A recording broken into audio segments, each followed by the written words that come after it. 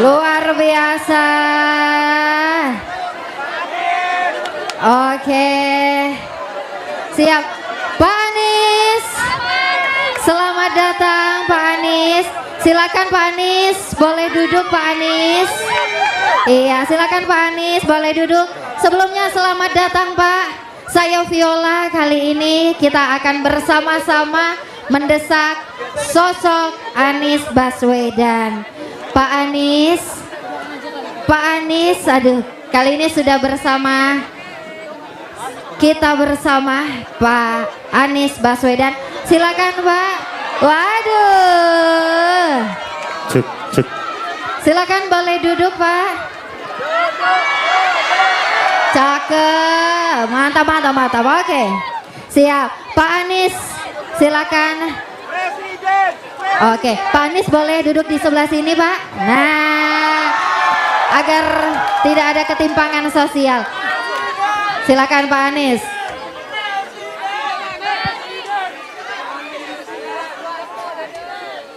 Siap, Pak Anies, selamat datang Pak Anies di Kota Samarinda. Kita kasih tepuk tangan dulu. Pak Anies, apa kabarnya nih Pak Anies? Baik, alhamdulillah, senang sekali bisa kembali ke Samarinda ini. Luar biasa. Luar biasa. Pak mohon izin, saya Viola nanti akan memandu kawan-kawan untuk mendesak Pak Anies. Siap. Sudah siapkah Pak didesak? Iya, tapi gini, dulu katanya sekali minum air Samarinda akan selalu kembali ke Samarinda. Betul nggak? Waduh. Sebentar, akan kembali ke Samarinda. Silakan Pak Anies, sambil duduk Pak. Pak, ini perjalanannya sepertinya hari ini panjang sekali ya Pak. Dari mana aja sih Pak tadi? Iya, perjalanannya dari pagi tapi rasanya pendek sekali. Semua acaranya seru di sini. Luar biasa. Dan lagi-lagi kembali ke Kota Samarinda ya Pak Anies ya. Iya. Luar biasa. Samarinda. Pak Anies. Ternyata ada juga di atas sana ya. Ada juga dong. Banyak. Siap. Udah siap mendesak hari ini? Sudah semangat mendesak? Skor semangatnya dong. Jangan malu Bu yang di belakang, jangan malu, sebut aja ya, sebut aja. Pak Anies, kali ini kita bakal ngedesak Pak Anies nih Pak. Udah siap Pak Anies untuk didesak Pak? Bismillah. Pak Anies ini pernah menjadi guru. Habis ditanyain skornya berapa, semangatnya luar biasa. Semangat orang sini menggebu-gebu. 11 itu. Aduh, sampai kaget. Pak Anies sebagai sosok yang pernah menjadi guru, menteri bahkan gubernur. Dan kali ini sudah mencalonkan diri menjadi Presiden Republik Indonesia. Pak, sudah siap Pak untuk menang tahun ini Pak? Bismillah, insya Allah siap. Luar biasa. Pak, kali ini desak Anies. Kawan-kawan sudah berkumpul, dari tadi kita sudah dengarkan aspirasi dari kawan-kawan. Dan siang hari ini semua sudah siap untuk mendesak? Sudah siap. Pak Anies sudah siap ya Pak untuk didesak Pak? Sudah siap belum Pak? Rasanya kemana-mana didesak terus. Kasihan. Tapi nggak apa-apa ya Pak, kali ini didesak lagi? Untungnya pas debat nggak didesak malah. Aduh. Siap. Cuman debatnya selesai baru desak-desaknya rame itu. Waduh. Mas Anies. Aduh. Oke, Pak Anies, kali ini kawan-kawan bersiap. Kita akan masuk ke segmen pertama, yaitu Gimana Nis?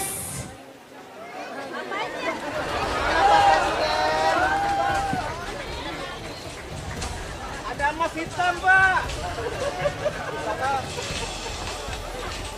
Ya, ini timernya bisa dibaca ya. Oke, kawan-kawan boleh ya dikasih akses. Jangan sampai seperti pas debat kemarin. Siap. Oke, kita pastikan dulu ya, Boleh ya. Boleh dikasih teman-teman, boleh dikasih lagi jaraknya supaya timernya bisa lebih terlihat. Pak Anies, kali ini saya yang akan mendesak Bapak pertama kali Pak. Mohon izin Pak Anies, saya hanya beri Bapak waktu hanya 2 menit untuk menjawab. Jangan kelamaan mikir ya Pak ya. Jangan kelamaan mikir ya Pak. Dan saya nggak boleh bilang ya waktunya tidak cukup gitu. Nggak boleh. Wow, siap. Pak Anies, kawan-kawan, ingat jaga kondusivitas, tunjukkan warga Kalimantan Timur. Pak Anies, dalam pemilu presiden kali ini Pak, katanya kan Jawa ini adalah kuncinya. Bener nggak sih ya kira-kira? Nah Pak, tapi kenapa Desak Anies edisi ke-14 kali ini Bapak justru jalan-jalannya ke Kalimantan bahkan ke kota Samarinda nih. Justru Bapak jalan-jalannya ke Kalimantan Timur. Kira-kira nih Pak, gimana sih Pak? Kok malah main-main ke kota Samarinda? Padahal fokus cari suara ya di Pulau Jawa aja Pak, nggak usah di Pulau Kalimantan. Gimana sih Pak? Kenapa sih Pak?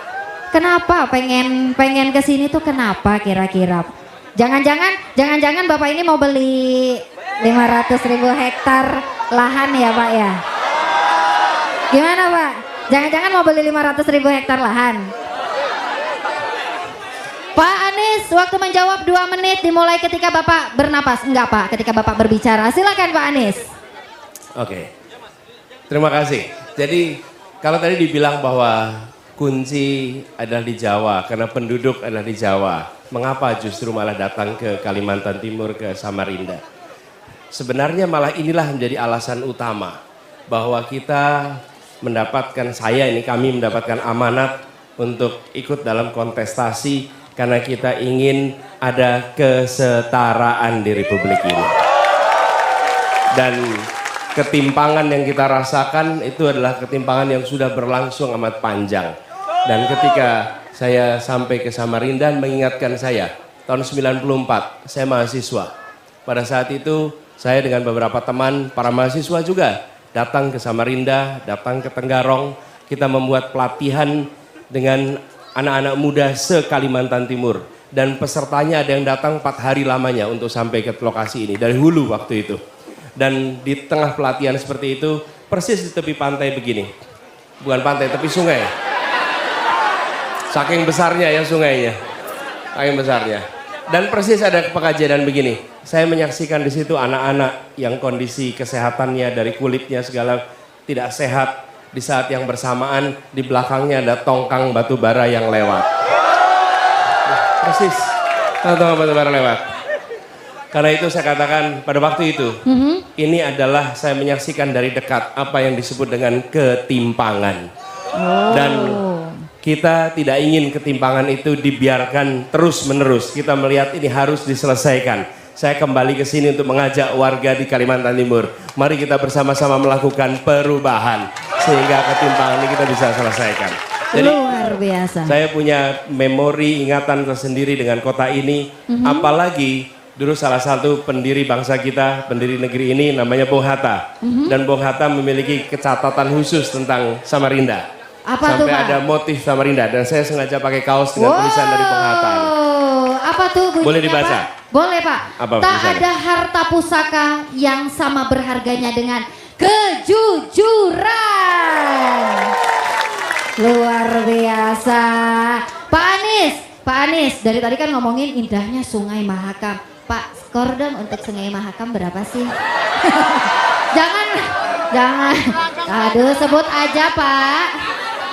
Disebut aja Pak. Iya, saya sekarang takut ngasih skor. Aduh, coba kasih skor Pak. Ya dah. Skor Skornya, keindahan Sungai Mahakam kalau nih. Sungai Mahakam 11 dari 10. Oke deh, kalau gitu boleh deh jawabannya diterima, gak apa-apa, boleh. Teman-teman, coba kasih skor jawaban Pak Anies. 11 per berapa? Pak Anies. Tadi Bapak sudah keliling-keliling pastinya sedikit di kota Samarinda dan bahkan sebelumnya pasti sudah keliling lagi dan kembali ke sini ya.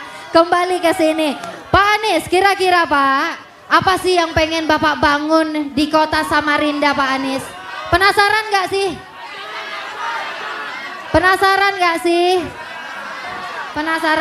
Ya gini, betul. Boleh saya jawab nih ya, gini. Oke, Pak Anies mohon izin, sedang azan, kita akan break sesaat.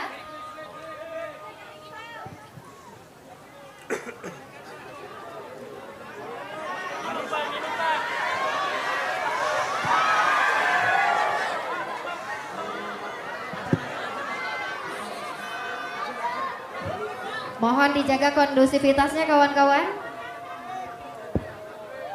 Kita akan kembali lagi melanjutkan Desak Anies setelah azan berikut ya.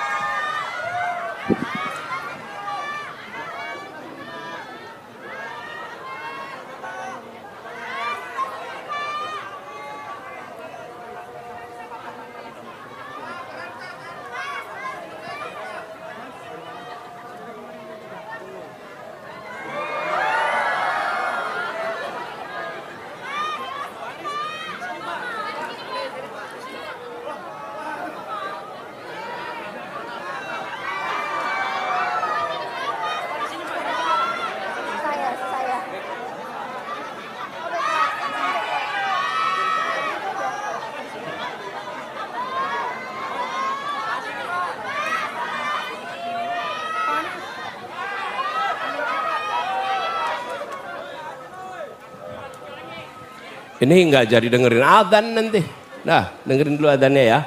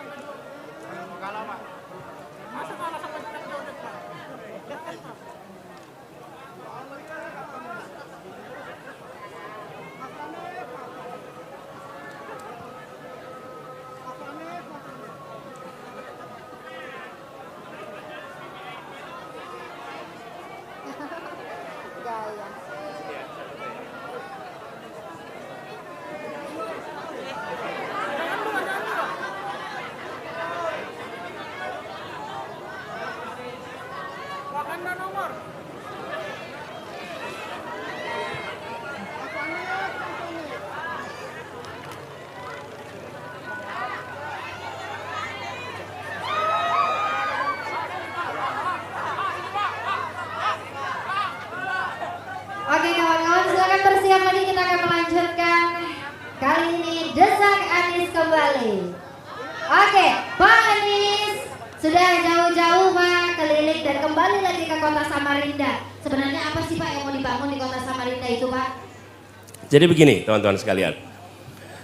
Tadi kita bicara pemerataan dan pembangunan yang akan kita kerjakan adalah pembangunan yang memberikan kesempatan tumbuh di berbagai tempat. Bukan hanya membangun satu kota, tapi membangun seluruh wilayah Indonesia. Dan itu artinya kita akan meningkatkan 40-an kota di seluruh Indonesia dan salah satunya adalah Samarinda. Ini kota yang ingin kita kerjakan nih. Wah, Saya bahkan apa nih? bahkan ini kita siapkan ini satu gambaran nih. Oke. Siap. Samarinda sebagai satu dari 40 kota maju Indonesia. Kita akan berencana membangun transportasi umum untuk di Samarinda. Translingko Sungai Mahakam. Kemudian kita akan mendorong Universitas Mula Warman menjadi pusat riset transisi energi. Sehingga di sini adalah pusat energi Indonesia. Kampusnya harus menjadi kampus riset transisi energi. Kemudian tadi pagi saya ke pasar Segiri, insya Allah kita akan revitalisasi pasar Segiri. Kemudian juga bangun kampung tepi Sungai Mahakam. Lalu revitalisasi semua tempat-tempat yang kemarin menjadi lubang tambang. Revitalisasi lubang tambang. Karena ini kemudian berdampak pada banjir, bukan? Nah, lalu kawasan inovasi energi terbarukan, sekaligus juga yang tidak kalah penting adalah Stadion Palarang akan direvitalisasi. Ini juga boleh baca nih sini. Tadi belum baca yang di sini ya. Oke. Jadi teman-teman sekalian, yang hendak kita bangun adalah upgrading kota ini. supaya dia bisa menjadi kota yang menggerakkan perekonomian yang ada di Kalimantan Timur. Yang tidak kalah penting untuk kawasan Kalimantan Timur, konektivitas, bagaimana transportasi air dan transportasi darat dibangun sehingga warga di mana saja bisa menjangkau ke Samarinda dengan mudah. Oke? Nah, itu kira-kira jawabnya. Waktunya habis. Luar biasa, kita kasih tepuk tangan dulu dong. Pak, masih semangat ya Pak ya? Semangat terus, semangat. Masih semangat. Pak mungkin gak ngaruh lah ya. Atau mau joget dulu Pak? Kenapa? Oh, enggak ya, enggak ya, enggak ya. Oke teman-teman, kalau gitu langsung aja kita nggak perlu berlama-lama lagi, kita akan masuk ke segmen 2. Jawab Nis.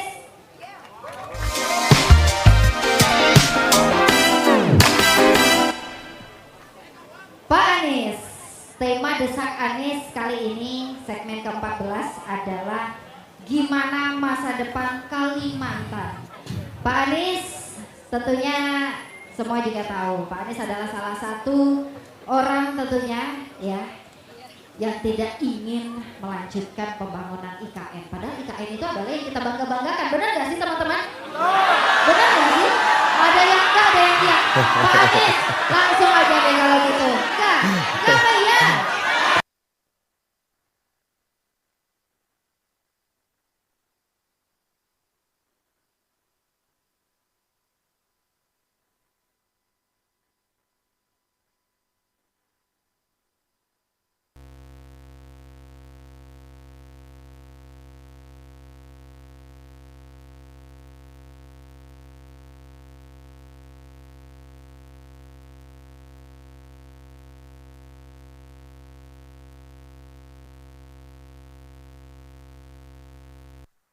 Pak Anies, langsung aja deh kalau gitu. Enggak apa iya?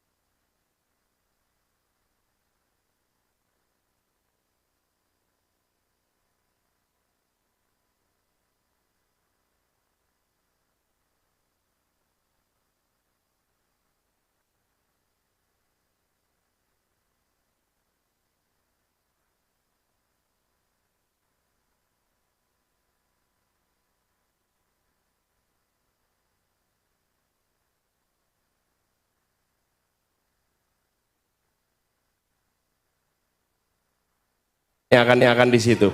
Di tempat lain tidak merasakan apa-apa. Itulah sebabnya saya katakan, bukan soal menolak atau tidak. Anggaran kita terbatas, mari kita gunakan anggaran itu untuk membangun yang senyatanya dibutuhkan oleh masyarakat di Kalimantan. Salah satunya, bayangkan kami berencana untuk membangun jalur yang membangun kereta api dari Pontianak, Palangkaraya, Banjar, Balikpapan, Samarinda dan sampai ke atas supaya Kalimantan ini tersambungkan. Hari ini Kalimantan itu tidak tersambungkan, betul tidak? Untuk pergi ke Banjarmasin harus terbang ke Surabaya, dari Pontianak untuk pergi ke sini harus terbang ke Jakarta. Kenapa? Karena tidak disambungkan satu kesatuan. Begitu transportasinya tersambungkan, perekonomian tersambungkan, maka kemajuan akan terjadi di Kalimantan. Oke. Belum lagi bicara pendidikan, kita menyaksikan datanya ada puluhan ribu sekolah rusak di Kalimantan. Apakah itu perlu dibiarkan? Itu harus dibangun. Selama kita tidak fokus pada pendidikan, jangan harap masa depan anak-anak kita menjadi lebih baik. Lalu kesehatan. Jadi hal-hal mendasar ini yang menurut saya jauh lebih penting. Saya ingin sampaikan, bagi sebagian orang di Jakarta sering tidak bisa membedakan mana keinginan, mana kebutuhan. Betul tidak? Saya bersyukur masyarakat Samarinda bisa membedakan mana keinginan, mana kebutuhan. Yang kita harus selesaikan segera adalah kebutuhan kita. Keinginan kita punya macam-macam, tapi bereskan dulu kebutuhannya. Dan saya percaya bila kebutuhan dasar itu dari mulai pendidikan, kesehatan, mobilitas, transportasi, lingkungan dibereskan, insya Allah Kalimantan akan maju, rakyatnya akan merasakan kesejahteraan. Dan bukan hanya satu lokasi, tapi semua lokasi yang ada di Kalimantan. Tempat ini terlalu kaya untuk penduduknya merasa miskin. Itu jawabnya. Oke, kita kasih tepuk tangan dulu dong. Luar biasa. Tapi ngomong-ngomong tentang Samarinda Pak, kalau kita menghadap ke belakang, dari tadi sudah banyak tongkang-tongkang batu bara yang lewat ya. Waduh, sudah banyak tongkang-tongkang batu bara yang lewat. Pak Anies, Samarinda ini tentunya salah satu yang menopangnya itu adalah energi fosil, salah satunya adalah batu bara Pak. Saya dapat kopi sambil minum boleh ya? Boleh. Ini tulisan. Silakan. Pendapatan dari batu bara itu tentunya juga penting ya Pak ya. Tapi Pak masih ada side effect-nya, masih ada efek sampingnya, apalagi di lingkungan ya. Tapi Pak Anies, kalau saya desak Bapak untuk jawab saat ini juga, tapi setelah hirup kopi ya, setelah hirup kopi, menurut Bapak solusi apa yang akan Bapak upayakan agar batu bara ini tetap menghasilkan keuntungan, namun Pak lingkungan tetap terjaga? Ya, satu, tentang batu baranya sendiri menurut saya harus ada sistem bagi hasil yang lebih adil sehingga masyarakat di sini bisa mendapatkan yang setara. Satu. Kemudian yang kedua, transisi menuju energi yang ramah. Kita tahu bahwa batu bara ini ketika diolah, diproses, dia menghasilkan residu berupa polusi udara. Dan polusi udara itu yang kemudian membuat banyak kawasan menjadi kotor. Dan itu udara yang bisa digeser oleh angin sehingga jadi kena di banyak tempat. Oke, di Jakarta salah satu yang kena dampaknya itu. Nah, transisi menuju energi terbarukan tidak bisa gegabah. Kenapa tidak bisa gegabah? Proses transisinya harus dirancang dengan benar.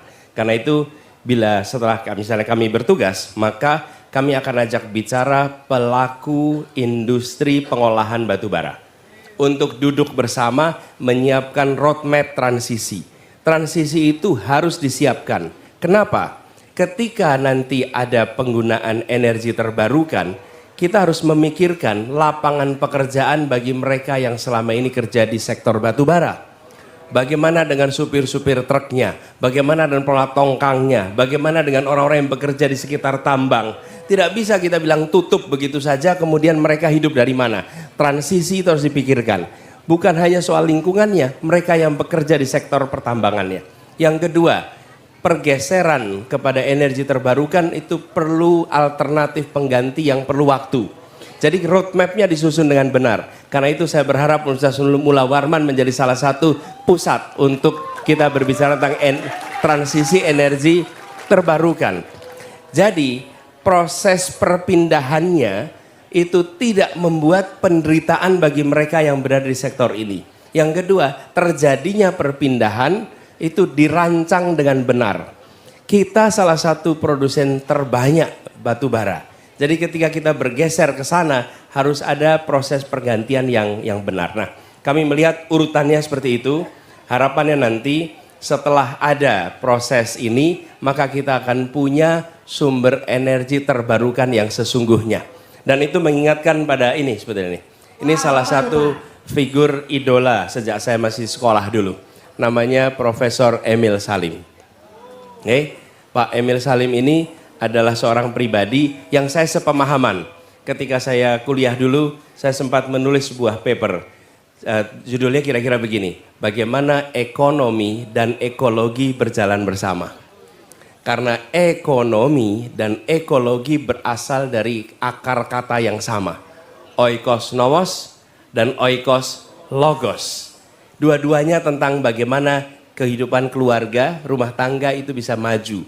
Nah, jangan sampai ekonomi dan ekologi tidak sejalan.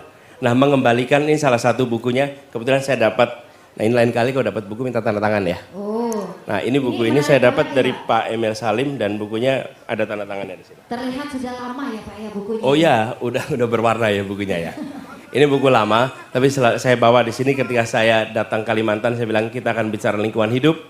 Dan ini salah satu contoh, teman-teman sekalian, insya Allah ke depan kita akan buat ekonomi berkelanjutan untuk Indonesia, untuk Kalimantan Timur. Terima kasih. Luar biasa, tepuk tangan sekali lagi. Masih semangat? Masih siap mendesak? Kalau gitu Pak Anies semoga selalu semangat ya Pak ya. Apa Ya. ada yang mau disampaikan dari Ini buku dia Pak? bilang, untuk Bung Anies, semoga buku ini dapat membangkitkan gagasan membawa Indonesia ke alur pembangunan berkelanjutan menuju tanah air Indonesia yang lestari. Emil Salim. Luar biasa. Oke, Pak Anies. Oh iya, sabar ya. Kayaknya udah nggak sabar untuk mendesak ya. Kalau gitu tanpa berlama-lama lagi Pak Anies mohon izin dan juga kawan-kawan, kawal-kawalku seberataan lah. Kita akan masuk ke segmen ketiga, yaitu Tanyain Anies.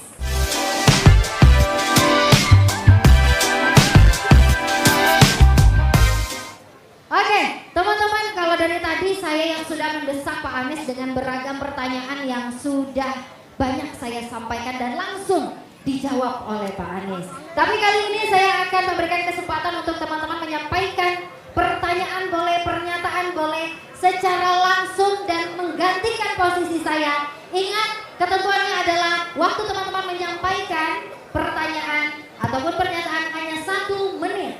Kita udah punya timer dan mohon izin Pak Anies nanti akan menjawab selama 2 menit. Saya mulai dari sini sebelah sini, tenang. Boleh diturunkan dulu semuanya. Saya hitung 1 yang ketiga ya. 1. Boleh. Masnya yang itu boleh. Tenang ya. 1 yang ketiga baru angkat tangan. Jangan dari awal ya. Oke, silakan. Saya perkenankan waktunya hanya 1 menit. Silakan.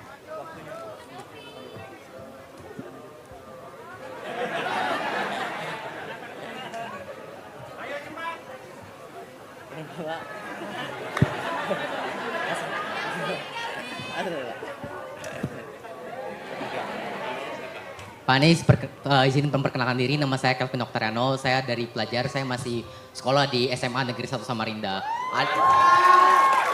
Terima kasih atas kesempatannya, ada 2 pertanyaan penting yang saya ajukan kepada Pak Anies. Pertama, saya rasa ada gap antara pendidikan di luar Jawa, terutama di Kalimantan Timur dengan di Jawa. Saya sadar akan hal ini ketika saya mengikuti lomba-lomba di nasional, ketika saya melihat klasemen juara umum OSN, FLS 2N, selalu Kalimantan Timur ataupun daerah-daerah di luar Jawa itu berada di bawah. Saya merasa, saya sudah tanya ke teman-teman saya yang di luar, di Jakarta, di Banten, memang ada gap. Di sana udah ada pelatihan yang berjenjang, sedangkan di sini tidak ada. Makanya pertanyaannya, bagaimana kebijakan Pak Anies yang konkret untuk menghilangkan gap ini? Untuk menghilangkan gap pendidikan ini. Kedua juga soal transportasi umum Pak Anies. Tolong dijelaskan, saya sebagai pelajar saya melihat banyak anak SMP, anak SMA itu banyak yang sudah pakai motor sendiri karena tidak ada transportasi umum yang terjangkau dan juga murah. Transportasi umum di sini itu sangat mahal Pak Anies. Saya dari rumah saya Sambutan ke tempat sekolah saya 16 km itu harus membayar Gojek. Kalau Gojek itu 40.000. Sedangkan saya kemarin di Jakarta menempuh dari Rawabelong ke Sumur Batu itu cuma 3.500. Maka dari itu tolong Pak Anies dijelaskan. Iya, pakai transportasi umum, pakai Jakliko dan Transjakarta. Maka dari itu tolong dijelaskan agar kecelakaan bagi para pelajar di Samarinda juga berkurang. Siap, oke. Namanya sekali lagi siapa? Kelvin, terima kasih. Kelvin sudah merasakan Jaklingko di Jakarta ya? sudah sangat aman Pak. Ya, makasih. Gini, pertama tentang gap pendidikan. Ini problem nyata yang menurut kami bila itu tidak diselesaikan, maka ketimpangan ekonomi akan selalu terjadi. Kenapa? Karena banyak anak-anak dari berbagai daerah dikirim ke Jogja, ke Malang, ke Bandung untuk pendidikan. Betul tidak? Dan saya mengalami, saya sekolah di Jogja, teman SMA saya dari berbagai provinsi di luar Jogja. Kenapa? Karena mereka untuk ingin masuk perguruan tinggi, SMA-nya masuk ke Jogja karena gapnya yang tinggi. Nah, kami nanti akan lakukan pemerataan ini. Berbagai program, misalnya. 1 adalah pertukaran kepala sekolah. Oke? Pertukaran kepala sekolah. Kepala sekolah dari sekolah-sekolah yang baik di Jawa bertukar dengan kepala sekolah yang ada di sini. Oke? Bisa wakilnya, bisa, intinya apa? Supaya terjadi perpindahan pengalaman. Begitu ada kepala sekolah baru memimpin di sini, maka guru akan merasakan, oh begini ya sekolah baik itu dipimpinnya. Di sisi lain, kepala sekolah di sini dikirim ke sana untuk belajar bagaimana mengelola sebuah sekolah yang baik. Kunci dari pendidikan adalah, kunci kemajuan, satu adalah gurunya, dua kepala sekolahnya. Jadi kepala sekolahnya pertukaran. Yang kedua adalah peningkatan kemampuan gurunya. Dan diseriusi. Diseriusi artinya begini, di tempat-tempat yang kita pandang perlu ada dorongan peningkatan, kirimkan pelatih, kirimkan program, dan kemudian tingkatkan kompetensi itu. Kami akan lakukan itu di Kalimantan Timur supaya tidak perlu pergi-pergi nanti jauh. Oke? Terima kasih. Yang ketiga, siapkan fasilitas belajar yang setara. Apa itu artinya? Misalnya begini, fasilitas internet, fasilitas perpustakaan, buku, sehingga ekosistem belajarnya tumbuh dengan baik, gitu ya. Yang kedua, soal transportasi umum. Ini yang hendak dibangun. Jadi kami melihat keluarga-keluarga itu uangnya habis untuk transportasi. Betul ya? Bensinnya mahal, kendaraan pribadinya juga harus kredit mahal. Kenapa? Ini problem besar di Republik ini. Berpuluh tahun negara hanya memikirkan bikin jalannya. Urusan kendaraannya diserahkan pada keluarga untuk menentukan. Betul tidak? Ya, negara tidak menyiapkan transportasi umum. Transportasi umum itu seakan-akan bukan bagian dari tanggung jawab negara. Yang dibangun oleh negara itu hanya jalan saja. Sesudah itu silahkan Anda kredit motor, silahkan kredit mobil, saya beri subsidi untuk BBM-nya. Itu negara berpandangan begitu. Saya termasuk yang ingin merevisi pandangan itu. Ya, negara itu harusnya memikirkan transportasi untuk rakyat. Bukan hanya memberikan jalannya. Ya, negara harus bangun jalan, tapi negara harus bangun transportasi umum sehingga warga tidak perlu menyiapkan transportasi untuk mobilitas dalam kotanya. Kapan transportasi umum digunakan? Transportasi umum digunakan untuk kegiatan rutin reguler. Rutin reguler. Apa itu rutin reguler? Anak berangkat ke sekolah, anak pulang sekolah, orang berangkat ke kerja, pulang kerja. Itu rutin reguler. Kalau kegiatan leisure atau kegiatan hiburan, itu bisa menggunakan kendaraan pribadi. Tapi untuk kegiatan rutin, andalkan fasilitas umum. Jadi insya Allah itu yang akan dibangun di Samarinda ini, supaya penduduk Samarinda, satu, ya, berkurang pengeluaran untuk transportasi. Yang kedua, yang tidak kalah penting, produktivitas meningkat. Kalau Anda naik kendaraan pribadi, maka sepanjang perjalanan Anda nggak bisa buka alat ini. Dengan Anda naik kendaraan umum, Anda tetap bisa produktif. Yang ketiga, yang tidak kalah penting, teman-teman, ini sering terlupakan. Transportasi umum itu memberikan perasaan kesetaraan. Kesetaraan. Kenapa? Karena di transportasi umum, siapa saja duduk di kursi yang sama, berdiri di tempat yang sama, antri yang sama, tiketnya sama. Anda datang ke bandara. Bandara itu nggak setara. Kalau Anda punya business class, Anda menikmati lounge. Kalau Anda tidak punya business class, Anda kelompok reguler. Betul tidak? Transportasi umum tidak ada bisnis, tidak ada ekonomi. Semuanya sama. Antrinya sama, tiketnya sama, duduknya sama, berdirinya sama, haltenya sama. Inilah instrumen pembangun kesetaraan yang mempersatukan. Karena itu, kenapa kami bangun transportasi umum di Jakarta? Karena Jakarta itu berkelas-kelas. Berkelas-kelas. Office boy dengan CEO nggak pernah satu kendaraan. Office boy naiknya apa, CEO naiknya apa. Betul tidak? Betul. Begitu pakai transportasi umum, mereka ngantri yang sama, berdiri yang sama. Untuk pertama kalinya office boy dan CEO bisa duduk berdampingan. Itulah yang kenapa kita gagas transportasi umum. Transportasi umum bukan hanya untuk memindahkan badan dari satu tempat ke tempat lain. Transportasi umum untuk membuat perasaan persatuan yang ada di sebuah masyarakat. Gitu jawabnya. Ya, makasih. Luar biasa. Dengan Mas siapa tadi Mas? Mas Kelvin, tepuk tangan dulu untuk Mas Kelvin. Siap, boleh. Siap.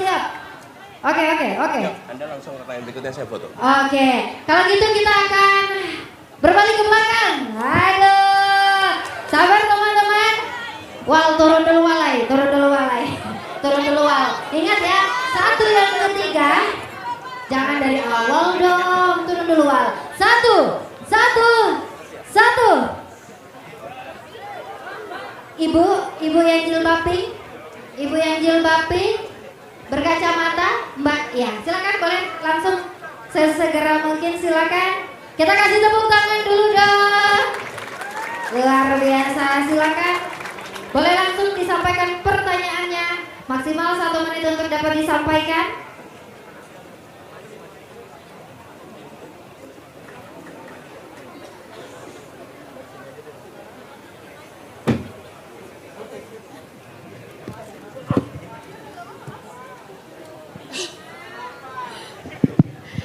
Bismillahirrahmanirrahim. Assalamualaikum warahmatullahi wabarakatuh. Masya Allah, tabarakallah, akhirnya berjumpa langsung dengan Presiden. Insya Allah Presiden 2024. Amin. Sebenarnya banyak sekali. Kenal dulu ya Bapak ya. Saya Nia, biasa dipanggil kalau di Samarinda oleh Miss Nia. Karena saya mengajar bahasa Inggris. Oke. Miss Nia. Ya baik. Pertanyaan saya sebenarnya luar biasa banyak ya, ada sekitar 17 pertanyaan. Tapi karena waktunya sangat terbatas, maka saya akan sampaikan 2 poin penting dulu. Kalau pertambangan tadi sudah disampaikan oleh moderator Mbak Fiona, maka saya tidak akan tanya pertambangan dulu. Pertama, terkait lingkungan yang berhubungan dengan pertama tadi Bapak sampaikan.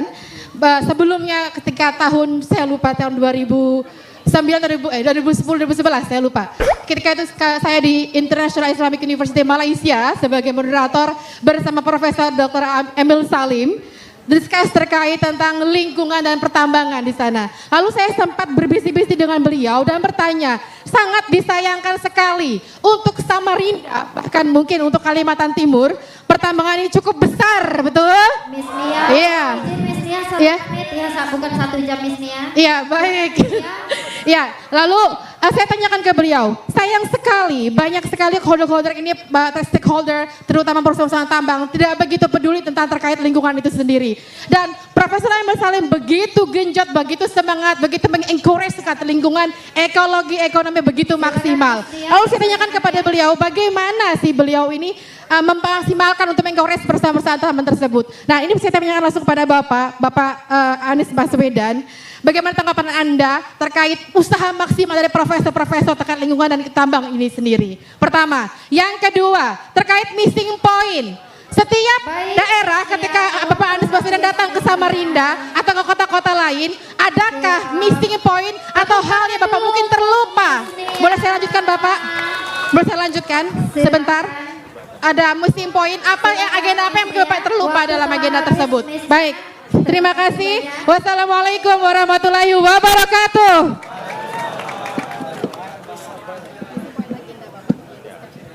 Yang kedua dulu, apa missing point? Justru kami bisa sampaikan di antara 3 pasangan calon presiden, semuanya harus menyusun visi dan misi, betul ya? Nah, pasangan nomor 1 adalah satu-satunya yang menyusun visi misinya menggunakan, kalau bisa dibilang 2 dimensi. Satu adalah dimensi sektor. Sektor itu artinya apa? Pendidikan, kesehatan, perindustrian, energi itu sektor. Nah, semua menyusun dengan sektor. Apa yang mau dikerjakan di tiap sektor. Nah, pasangan nomor 1, satu-satunya yang membuat dimensi kedua, yaitu dimensi wilayah. Apa yang dibutuhkan untuk Sumatera, apa yang dibutuhkan untuk Jawa, apa yang dibutuhkan untuk Sulawesi, apa yang dibutuhkan untuk Papua, apa yang dibutuhkan untuk Kalimantan, yang itu berbeda-beda tiap tempat. Jadi kita jangan menganggap Indonesia itu sama. Indonesia itu memiliki variasi yang tinggi sekali. Dan disitulah ikhtiar kita untuk memasukkan, kalau istilahnya Miss Nia tadi, adalah missing point. Hal yang terlewatkan. Karena ketika kita bicara se-Indonesia, maka kita sering melewatkan urusan-urusan yang urgent di tiap-tiap daerah. Nah, caranya dengan membuat 2 dimensi. Dimensi sektor dan dimensi wilayah atau dimensi teritorial. Teman-teman boleh download visi misinya, Anda lihat di situ, sudah ya? Terima kasih.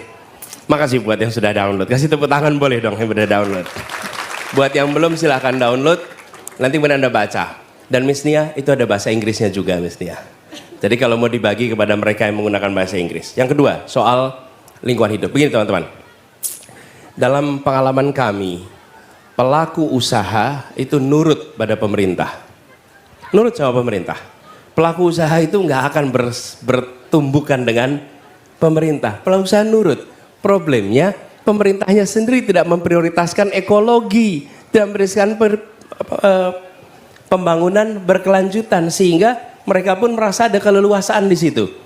Sudah saatnya negara tidak diatur oleh para pelaku usaha dan sebaliknya. Justru negara yang harus mengatur pelaku usaha. Saya mengalami mengelola Jakarta dan ketika saya proses kampanye hingga bertugas di Jakarta didukungnya oleh rakyat kebanyakan, bukan oleh para pemilik modal yang besar, bukan. Dan ketika saya bertugas, saya panggil mereka, kita menginginkan Jakarta yang A, B, C, D. Mari kita sama-sama. Dan mereka ikut. Jadi saya yakin ketika diundang dan ditunjukkan masa depan praktek merusak lingkungan itu setara dengan praktek perbudakan. Dulu praktek perbudakan itu dianggap normal. Usaha pakai budak itu normal. Tapi siapa yang menganggap hari ini normal kalau pakai budak? Nah, ada yang terima. Dulu berusaha dan merusak lingkungan bisa dianggap normal. Ke depan itu aib, itu dosa. Dan itu harus berubah.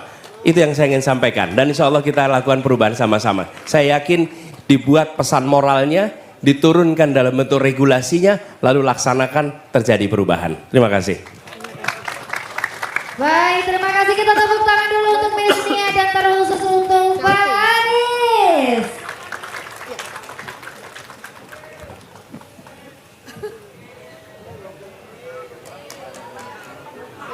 Waduh, siap.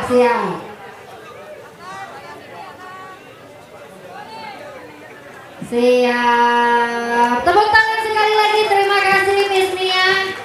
Baik, tidak terasa waktu mendesak ternyata sudah berada di akhir. Dari tadi mohon maaf ya Pak Anies, saya desak-desak dan juga kawal-kawal dari Samarinda dari Provinsi Kalimantan Timur ikut mendesak Pak Anies. Daripada dari tadi Pak Anies didesak-desak terus, boleh deh kalau begitu terakhir Pak Anies boleh ada yang mau disampaikan dulu untuk masyarakat Kalimantan Timur dan atau Kota Samarinda. Silakan Pak Anies. Ada yang mungkin tolong teman-teman bisa kondisi. Ya gini, jadi gini teman-teman, memang ada banyak hal bisa diatur kecuali penerbangan. Penerbangan itu sering kita nggak bisa mengatur ya. Jadi kalau ketinggalan pesawat agak rumit nantinya. Tapi begini, kalau itu kita buat singkat ya. Kalau boleh tambahin 2 tapi singkat. 2 singkat. 2 tapi singkat. Singkat. Jadi gini, saya ulangi nih. Ini there is tidak ada pertanyaan bodoh, tidak ada pertanyaan salah, yang ada pertanyaan panjang. Oke. Langsung Bikin pendek ya. Oke. Kalau pendek sih ya. Sudah poin kita ambil dari sisi sini dulu. Satu. Silakan Mas baju kotak-kotak naik langsung cepat. Sekarang di sini. Turun dulu semuanya. Turun dulu. Mohon turun. Satu. Banyak jilbab biru. Silakan langsung naik ke atas. Langsung ya. Tolong disampaikan pertanyaannya dengan singkat dan padat. Silakan.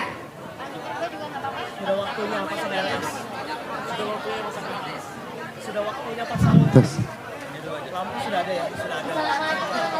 Tapi singkat. Baik, pertanyaan saya adalah Langsung. pertanyaan saya apa yang akan Bapak lakukan untuk penderita penyakit mental khususnya skizofrenia Pak? Karena bagaimana yang kita lihat yang dilakukan pemerintah hanya memasukkan mereka ke rumah sakit jiwa dan memberikan mereka obat. Sementara dan mereka butuh pendamping caregiver karena jika tidak didampingi mereka bisa di luar kendali Pak.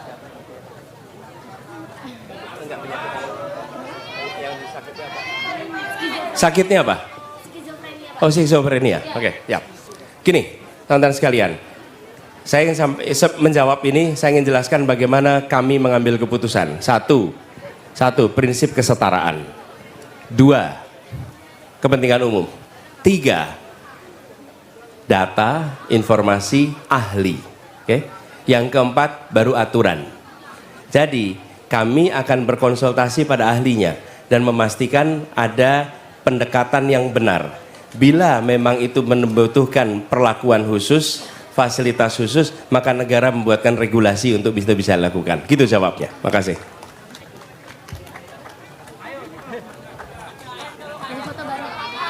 Pertanyaan kedua, silakan. Baik, terima kasih atas kesempatan. Sini, Anda yang mau foto boleh sambil nunggu pertanyaan. Sini. Boleh. Jadi pertanyaan saya adalah apa yang akan Bapak lakukan dengan IKN jika kita melihat saat ini tuh IKN itu sudah dalam masa pembangunan. Itu Pak. Jadi apa yang akan Bapak lakukan dengan IKN itu? Apakah akan dibiarkan begitu saja atau mungkin akan diberikan langkah solutif lain begitu Pak? Terima kasih. Sebelumnya perkenalkan, nama saya Devon Dirgaya Mangopang, saya mahasiswa dari Universitas Widya Gama Mahakam Samarinda. Devon. Iya Pak. Pak Devor, ini pertanyaan bagus nih pertanyaannya. Gini, tadi saya bercerita tentang transisi batu bara. Kan tidak semena-mena bukan? Dibuat, dipastikan mereka yang bekerja di dalam sektor itu aman. Begitu juga dengan ketika kita bicara tentang IKN. Oke? Kita ingin alokasi anggaran dipakai untuk menyelesaikan persoalan yang senyatanya dirasakan oleh warga Kalimantan. Itu prioritas kita. Oke? Kemudian apa yang sudah berjalan, kita akan panggil semua stakeholder bagaimana bisa mengelola agar apa yang dikerjakan di sana itu tidak menimbulkan kerugian. Tapi bila kita terus mengalokasikan anggaran yang besar, bayangkan untuk bangun rel kereta api saja dari Pontianak sampai ke sini itu diperlukan 22 triliun.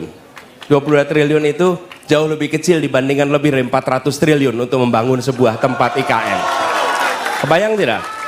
Dan kami tadi sudah cek, kita mau melakukan revitalisasi kereta api di Sumatera Barat, itu per kilometer revitalisasi itu artinya memanfaatkan ulang 16 miliar per kilometer.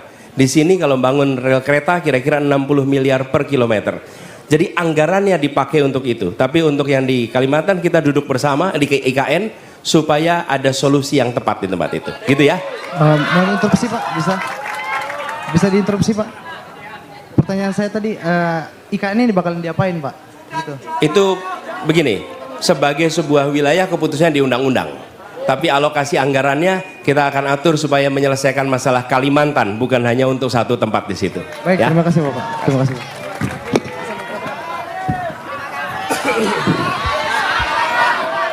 Baik, terima kasih. Dengan Mas siapa tadi? Mas siapa tadi? Mas Devon, kita kasih tepuk tangan dulu untuk Mas Devon, terkhusus Pak Anies. Terima kasih luar biasa. Dari tadi saya merasakan auranya, kurang atas dikit ya. Saya merasakan auranya sudah didesak dari tadi. Bahkan sebelum Pak Anies pun datang, desakan itu sudah ada ya. Pak Anies, kalau dari tadi Pak Anies sudah didesak Pak. Kali ini Pak, karena kita berbicara tentang jadwal penerbangan juga yang tidak dapat digeser ya. Pak Anies, kalau dari tadi Pak Anies sudah saya dan juga kawal-kawal dari Kalimantan Timur mendesak ya. Saat ini saya akan memberikan waktu untuk Pak Anies. Nanti Pak Anies silakan boleh menyampaikan barangkali pesan maupun ada sesuatu yang ingin disampaikan untuk kawan-kawan dari Provinsi Kalimantan Timur. Silakan. Silakan Pak Anies.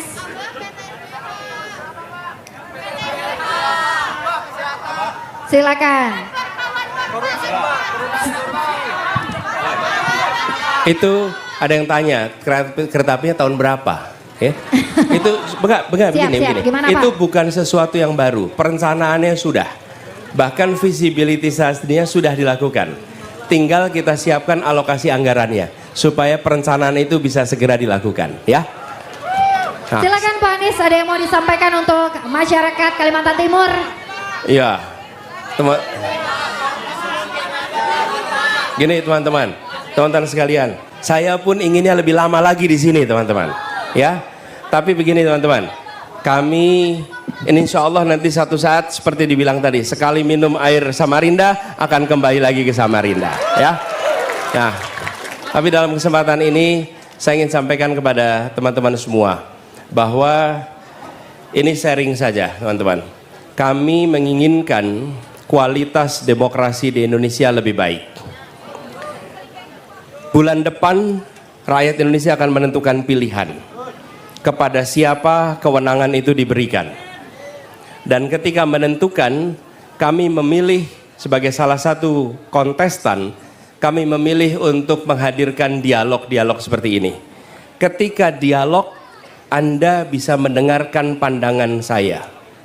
Dan ketika saya menyampaikan, tidak mungkin Anda akan setuju 100%. Mungkin ada yang setuju 100%. Ada yang setuju 80%, ada yang setuju 70%. Tapi minimal Anda tahu di mana setujunya, di mana tidak setujunya. Dan saya melihat demokrasi modern harus rakyat mengetahui apa yang menjadi jalan pikiran pemimpinnya. Apa yang menjadi cara dia mengambil keputusan. Apa gagasan yang ada pada dia. Karena Indonesia sedang memilih orang untuk membuat keputusan. Bukan memilih orang untuk fotonya dipasang di ruang-ruang kelas. Kalau Anda memilih orang hanya untuk dipasang fotonya di ruang kelas, maka cukup menilai dari bannernya saja.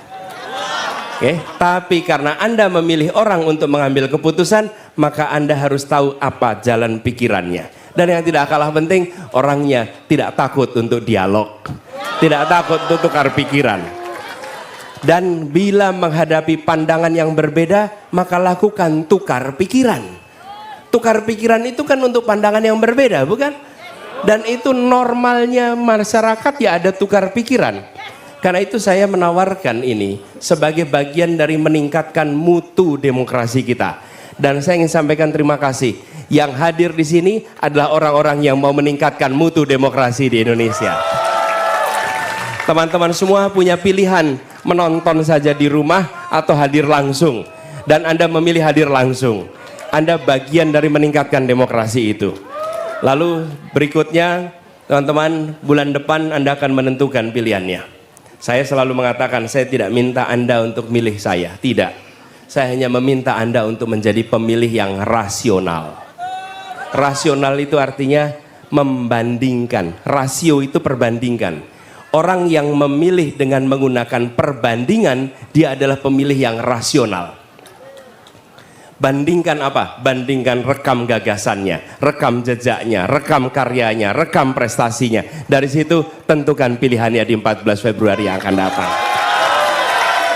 Anak muda tidak perlu diajari milih siapa, karena anak muda sudah tahu mereka harus memilih siapa. Tunjukkan itu, silahkan ambil pilihan. Dan pemilu pilpres bukan tentang masa lalu. Pilpres pemilu adalah tentang masa depan. Tentang masa depan. Konsekuensinya adalah keputusan masa depan yang akan dibuat oleh siapapun yang diberikan amanat. Karena itu saya mengajak kepada semua di sini, jangan sia-siakan hak pilih Anda.